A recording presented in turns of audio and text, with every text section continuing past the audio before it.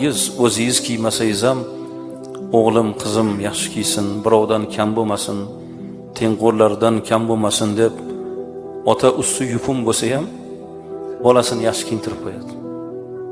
Men ishonaman-da, mana shu yerda o'tirgan akalar bor-ku, siz pul topyapsiz, lekin o'zingizga qancha sarf qilsangiz, sizdan ayolingiz o'ziga ko'p sarf qiladi, to'g'rimi?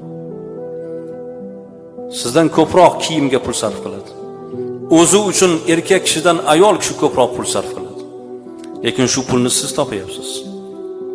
Shuning uchun do'stlaringiz orasida, tengqurlaringiz orasida usti yupun bir yigitni ko'rsanglar, masxara qilmanglar.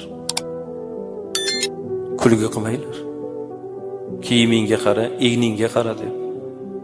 U bola chaqasi bilan ovra bo'lib yurgan yigit u.